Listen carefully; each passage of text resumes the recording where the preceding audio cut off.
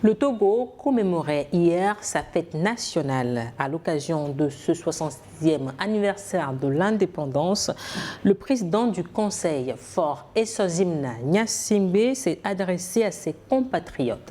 Dans son message structuré en plusieurs phases, le dirigeant met en évidence le sens profond de l'indépendance, sa vision du développement du pays. Il appelle surtout à une mobilisation collective pour bâtir un Togo plus fort. Je vous propose de suivre un extrait de ce discours à la nation. Pour finir, mon cinquième et dernier message est que l'avenir du Togo se construira avec tous les Togolais. Une stratégie, aussi bonne soit-elle, ne réussit pas seule. Elle ne réussit que si elle est portée, partagée, appropriée. La Ve République nous engage à changer notre manière de faire. Je souhaite une action publique plus ouverte, plus concertée, plus responsable. Germain, c'est l'une des rares fois où le président du Conseil se prononce sur la Ve République et ce, à l'occasion de la fête nationale du Togo. En quoi est-ce que cela est opportun?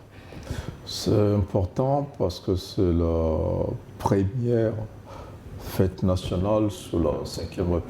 Vous savez que la Ve République est entrée en vigueur le lendemain de la fête nationale, le 65e anniversaire, donc c'était en mai.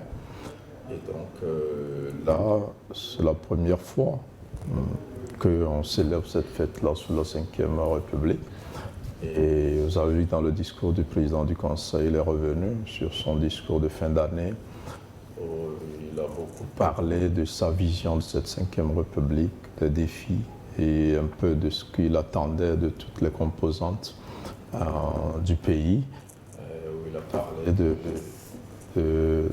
rassembler, de protéger, de transformer. Il est revenu un peu dans ce discours, mais peu avant, et il s'est beaucoup attardé sur le sens de l'indépendance pour nous, en disant assez clairement que ce n'était pas un acquis, l'indépendance, mais ça reste un défi permanent. Alors, il est revenu sur l'indépendance dans ce monde aujourd'hui qui est très compliqué, comme il a dit, un monde en mouvement, un monde incertain, un monde fragmenté, un monde dangereux. Alors, il a parlé de la résilience, de la capacité des États qui sont des actes d'indépendance, et puis il est revenu aussi pour dire qu'on ne peut pas parler d'indépendance si les gouvernants ne prennent pas en compte les attentes des populations. Et dans la même symbolique, il est resté pour parler de cette indépendance qui ne peut pas se faire sans parler d'avenir. Et comme vous l'avez montré dans votre sujet... Et surtout, il clôt son message avec la question de la Ve République. Magla. Non, je crois que... le président du Conseil a encore livré un beau discours, comme toujours d'ailleurs. J'ai trouvé ce discours assez poétique, particulièrement parce que quand vous voyez un peu les ponctuations et tout, c'est un peu beau, c'est de l'art. Mais au-delà de cet art-là, tout ce qu'il y a à dégager, c'est le développement du pays. Et il a dit quelque part, vous allez constater qu'il a structuré son message autour du nouveau triptyque qui est donc de rassembler, de transformer, de protéger. Je crois qu'il avait déjà dit lorsqu'il s'était présenté devant le Parlement la dernière fois, où il a donné les nouvelles orientations de sa vision dans cette nouvelle République. Maintenant, ils sont aux manettes, le pouvoir il est là, il est devant un pouvoir qui dirige le pays. Bon, je crois qu'aujourd'hui, quand vous voyez un peu l'Assemblée nationale, le Sénat et tout, ils ont tout ce qu'il y a comme manette pour pouvoir Quand tu parles diriger. de il, à qui tu fais référence? Le pouvoir est dirigé par un régime. Et le régime est partout, à l'Assemblée, au Sénat. C'est la majorité. Et donc, moi, j'estime que c'est bien beau. À l'issue des élections. À l'issue des élections. Aujourd'hui, il n'est plus trop question de faire de beaux discours, mais il faut aller directement à l'essentiel. Et donc, l'essentiel, c'est quoi? Vous savez, quand on a pris les dernières années du Togo, on a vu quoi? On a vu le DSRP, on a vu la SCAP 1 et 2, on a vu le PND, on a vu quoi, le mandat social. Mais si aujourd'hui on redéploie encore une nouvelle feuille de route structurée sur ces 3 points-là, moi je me demande, est-ce à dire que les anciennes ont échoué? Une nouvelle feuille de route, mais une 5e République qui nous engage donc à changer notre manière de faire. Oui, mais moi je me dis on n'a pas besoin de migrer d'une république à une autre pour savoir que pour pouvoir se développer, il faut changer la manière de faire. Ça fait plus de 50 ans, près de 60 ans qu'on est admis, qu'on a eu les indépendances. 66 ans. 66 ans. Exactement. On a fait, du chemin a été fait. Moi, je me dis, mais on n'a pas forcément d'une nouvelle république pour savoir qu'il faut actionner les pistes qu'il faut pour déclencher le vrai développement du pays. Est-ce que vous êtes d'avis?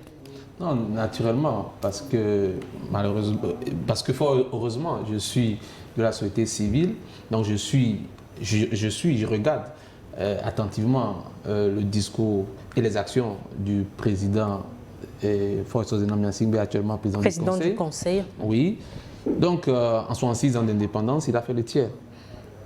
Et dans son discours, qui est très intéressant, qui montre qu'il comprend les enjeux. Il comprend les enjeux. Dans son discours précédent également, un discours à la nation, on voit qu'il comprend les enjeux. Mais malheureusement, les populations disent toujours que ça ne va pas. Il va falloir que, en définitive, ils prennent, lui et son équipe, ils prennent vraiment la mesure des enjeux, au-delà des discours, sur le papier. Quand pour toi, les populations disent que ça ne va pas, en quel sens? Non, ça ne va pas. Par exemple, sur le plan accès aux soins, ça ne va pas. Le CHU Tokoin est débordé. J'avais dit ici qu'il fallait permettre à ce que... il fallait faciliter l'accès à l'hôpital de référence qui est créé, Dr Lafia. Dans d'autres pays, par exemple en Argentine, on a déclaré que tout le monde, n'importe qui peut aller dans n'importe quel hôpital public, quel que soit ton revenu, que l'accès aux soins est gratuit. Alors, est-ce que cette situation est liée à la 5e République? Non, dans son discours, il n'a pas non plus parlé de grands projets d'infrastructure. Moi, je pense que le Togo mérite un TGV de Senkassé à Djakassé pour soutenir l'aéroport, pour soutenir le port que nous avons, pour que le Togo soit toujours dans sa vocation de bras de mer ou bien de bras logistiques des pays de l'AES. Donc, je n'ai pas senti le président décliner ou bien annoncer un projet d'envergure alors qu'il a déjà fait 20 ans au pouvoir.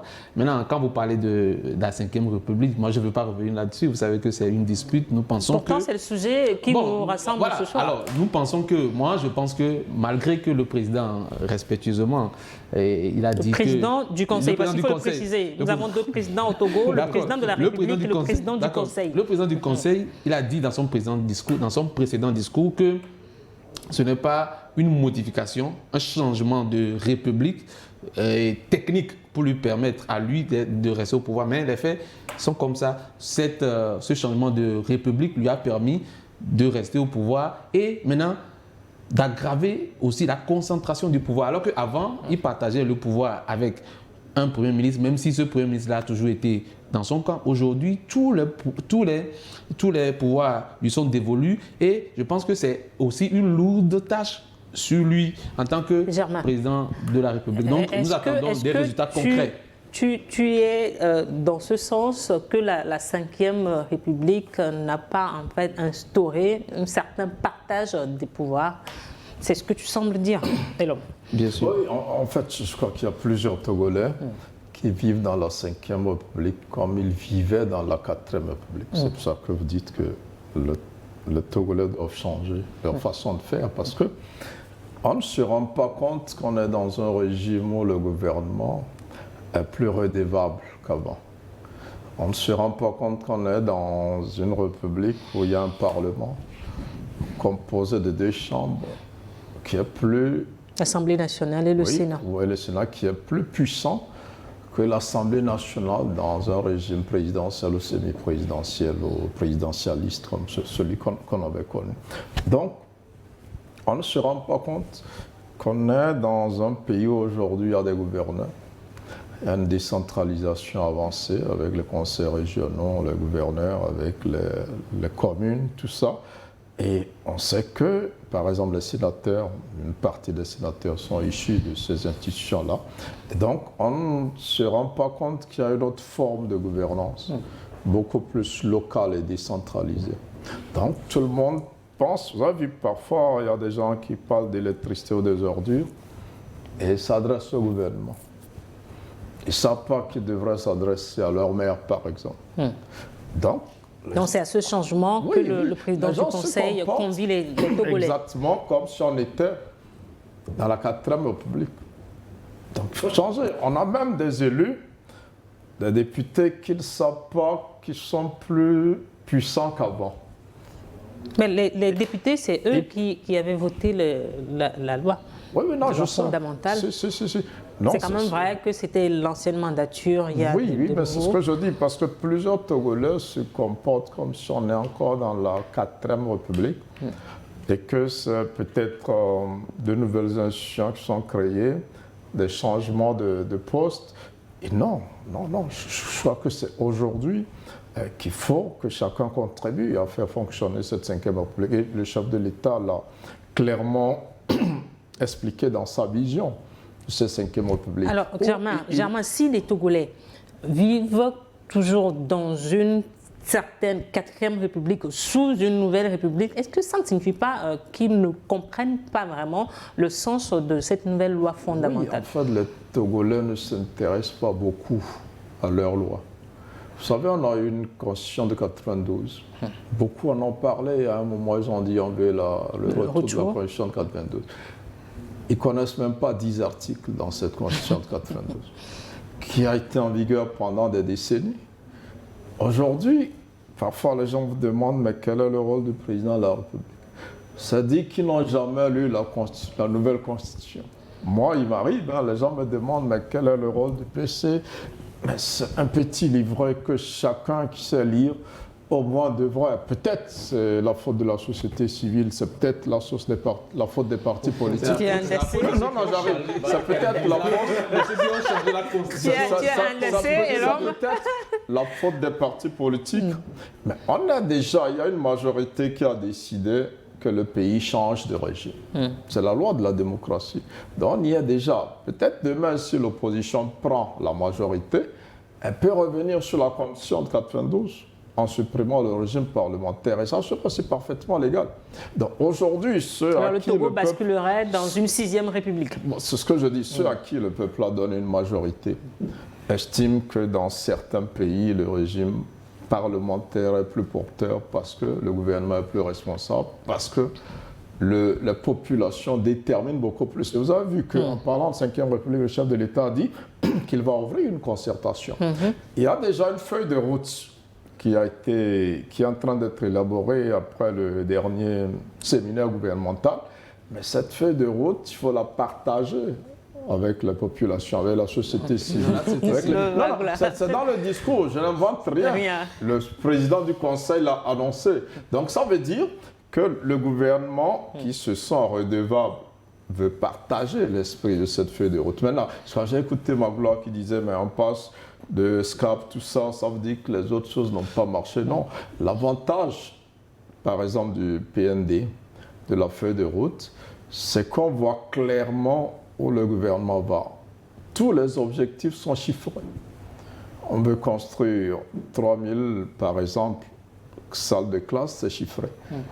On veut construire 10 centrales solaires, c'est chiffré. D'ici telle date, on veut électrifier la totalité du Togo, tout est chiffré. Et puis le Togo n'est pas le seul pays à avoir. C'est ça la nouvelle manière de faire dans la 5e République, Germain. Non, pas forcément la 5e, mais je crois qu'après, c'est à nous de voir ce qui avait été défini dans le PND, quels sont les objectifs qui ont été atteints. La première feuille de route, aujourd'hui on parle du second feuille de route, mais ce n'est pas dit que c'est pas parce que ça n'a pas marché qu'on le fait, mais on doit le faire comme ça. Il faut une feuille de route pour montrer où on quitte et où on va. Magloire. Non, moi, vous savez, on ne va pas faire éternellement ce débat sur la 4e, la 5e République. Moi, ce dont je suis au courant, c'est qu'on n'a pas forcément besoin de changer de régime ou de république pour actionner la machine de développement. Alors, le Togo est déjà dans une 5e République. Voilà. Et donc, moi, je considère que le reste, c'est un débat disons, terminologie. Sinon, en réalité, le vrai défi qui a relevé par M. Faure-Gnassingbé, je présume qu'il le sait, c'est juste une question de volonté politique. Voyez-vous, lui-même, il a dit dans son discours, quand vous lisez bien, il disait quelque part qu'il va travailler beaucoup plus à réduire les disparités sociales, parce que c'est de ça qu'il est question. Vous savez, pour qu'une société se développe véritablement, il faut absolument 3 classes. Une petite classe bourgeoise et, disons, une petite classe également prolétaire. Et il faut une classe intermédiaire qui absorbe la majorité. La classe moyenne. La classe moyenne qui ont ne serait que l'essentiel pour vivre. Mais quand vous voyez un peu la configuration sociale du Togo, c'est qu'il y a 2 classes. Soit vous en avez ou vous n'en avez pas. C'est ça la réalité chez nous. Et donc si M. Faure-Gnassingbé veut en tout cas donner espoir aux Togolais à travers cette 5e République, c'est de pouvoir qui engage donc à changer de manière de faire. Moi, c'est mon rêve le plus grand parce que Togolais que je suis aujourd'hui, le pays nous appartient. Tout ce qu'il y a comme politique de développement, ça nous concerne tous. Et donc moi, j'estime que lorsqu'on a de belles idées, on a parlé du triptyque, on a parlé de feuilles de route, tout ça c'est beau. Mais quand on n'a pas la bonne volonté qui l'accompagne, peut-être que dans 15 ans, 20 ans après, on va encore retourner avec de nouvelles feuilles de route, de nouveaux stéréotypes, de nouveaux triptyques et tout ça, mais on ne va pas évoluer. C'est pour ça que c'est beau. Le discours, moi je l'ai lu, c'est impec. Alors, Magloire, laisse-moi te rappeler que la nouvelle constitution, elle est considérée comme la boussole de tout un pays, le Togo. C'est la loi fondamentale du pays. Les stratégies dont tu parles sont liées au gouvernement par rapport à leur mandature. Est-ce que ce n'est pas le cas, Germain? Mais on a l'impression que tu ne fais pas de distinction là. Si, je fais de distinction, mais la réalité c'est qu'on a une république qui est là. La 5e. La 5e qui est là. Mais c'est des hommes qui mènent la politique gouvernementale, n'est-ce pas? C'est de ça que je parle. C'est une question de... De telle façon, les gens ont les manettes en main. Nous, on peut beau débattre ici. Mais si la volonté n'accompagne pas, ça ne pourra pas évoluer. C'est tout ce que je dis. Dans les prochaines semaines, une phase d'échange sera engagée avec les institutions, avec le secteur privé, avec la société civile, avec nos partenaires, pour enrichir la réflexion du gouvernement autour de l'élaboration de cette feuille de route, pour la partager, pour la parfaire. Est-ce que des amendements seraient apportés à la loi fondamentale ? Est-ce que c'est ce que cela signifie? Parce que c'est un autre extrait du discours du président du Conseil. Non, c'est mon souhait. Parce que déjà, quand on avait mis sur pied cette loi fondamentale, nous conduisant dans la 5e République, moi j'ai souhaité qu'on aille directement qu'on revoie pour qu'on aille dans la 6e République. Puisque il y a on passe d'une république à une autre aussi. Il y a certaines choses qui n'étaient pas bien calibrées. Tout à l'heure, M. Germain a dit que les gens ne s'approprient pas suffisamment la loi fondamentale de la 5e République. Moi, je l'ai lu déjà au moins 3 fois. Donc, je pense que c'est la faute à ceux qui avaient changé la Constitution en quel sens? En ne la faisant pas adopter, voter par la population. C'est-à-dire, moi, je ne leur recuse pas le droit de vouloir changer la Constitution. Ça se passe un peu partout, au Ghana, au Bénin, dans d'autres pays. Mais après l'avoir fait, après avoir réfléchi et avoir eu un projet, il fallait mettre ce projet-là au sein de la population, que la population en débatte avant d'aller... Vous êtes sûr que ça a été fait au Bénin? Non, je ne parle pas du cas du Bénin. Maintenant, non, j'ai cité le Bénin et le Ghana. Vous êtes sûr que ça a été fait au Bénin? S'il te plaît, j'ai cité le Bénin et le Ghana. Si vous voulez, je peux élaborer sur le cas du Bénin. Okay. Maintenant, sur le cas du Ghana, par exemple, sur le cas du Ghana qui est un meilleur cas à prendre comme exemple, ils ont mis en place une commission technique avec l'assentiment de tous les partis politiques. Et cette commission a fait un travail intéressant. Ils ont dit ajouter à la démocratie l'aspect développement pour l'incruster dans la Constitution. Donc, ils sont en train de rendre leurs travaux et ils vont en débattre au Parlement. Même Napoléon III, quand il avait sauté, il a commis un coup d'État constitutionnel en sautant le verrou de limitation des mandats en France dans les années 1800, il a fait quand même. Il a pris soin de faire adopter ça par la population. Quand Hugo Chavez changeait la constitution à volonté, il prenait toujours soin de la faire voter par la population. Cela donne à celui qui conduit cette action-là une certaine légitimité, une certaine compréhension par le peuple. Aujourd'hui, on voit que la Ve République souffre un peu de cette légitimité, mais ça ne doit pas nous empêcher d'aller à l'essentiel. L'essentiel, c'est que les gens mangent bien, c'est que les gens se soignent, c'est que les gens aient le développement, c'est que les gens aient beaucoup d'infrastructures. Mais je vois que, parlant d'abord des députés eux-mêmes qui sont là-bas, ils ne cadrent pas avec la pyramide des âges du Togo. Ce sont des personnes assez âgées, alors que la population togolaise est dans la médiane de 25-30 ans. La plupart de ceux qui sont là-bas sont dans la médiane de 60 ans. Ils n'ont pas assez de force. On ne les a jamais vus. Quel est le rapport entre l'âge des députés qui siègent au Parlement? Parce qu'on a dit ici, on a dit deux choses. Le président du Conseil lui-même a dit que le Parlement doit être le siège du contrôle de l'action publique. Ces gens-là ne sont pas, au regard de leur âge, ne sont pas en phase avec... Ces gens-là, comme tu les appelles... S'il te plaît, nos honorables députés, à voir leur âge, ne sont pas en phase avec la pyramide. Des députés pour qui les électeurs ont voté. Non, oui, c'est le second point, justement. C'est le jeune de 25 ans qui veut pas... Non, c'est le second point de mon développement. Le second point de mon développement, c'est que la plupart de ces gens-là, d'une façon ou d'une autre... Ces députés. S'il vous plaît. La plupart de ces honorables députés, d'une façon ou d'une autre, nous avons l'impression qu'ils sont cooptés. Certains sont encore des directeurs, certains sont encore dans des situations de conflit d'intérêts vis-à-vis, de conflit de postes vis-à-vis de la loi, parce qu'ils occupent certains postes qui ne devaient pas être en bonne arrimage avec leur fonction de député. Maintenant, alors, est-ce que tu ne penses pas que ce message est adressé à tous les Togolais, qu'ils soient députés, qu'ils soient simples citoyens? Je pense que le président a fait un bon diagnostic et je veux que le président du Conseil, quel qu'en soit le cas, c'est lui qui a la manette du pouvoir aujourd'hui, mène des actions de développement durable, véritable. Et surtout, la dernière fois, on a vu le conseil ou bien le séminaire gouvernemental être géré ou bien co-géré par des blancs comme un expert comme Dominique Strauss-Kahn. On connaît leur philosophie capitaliste, alors que Nkrumah a dit, je vais terminer là-dessus, qu'il ne faut pas aller vers ces méthodes de transformation agricole. Vous avez vu, c'est un centre agricole qui a été inauguré lors du 27 avril. Le Nkrumah a dit qu'il faut aller vers l'industrialisation. Et il avait donné même des exemples clairs dans son livre néocolonial avec son expérience de président. Il dit c'est seulement la voie de l'industrialisation qui peut nous aider. Sinon, ce que les Dominique Strauss-Kahn nous conseillent, ils ne vont pas marcher. Et pour le président du Conseil Faure Essozim Nanyasingbe, la Ve République nous engage à changer notre manière de faire.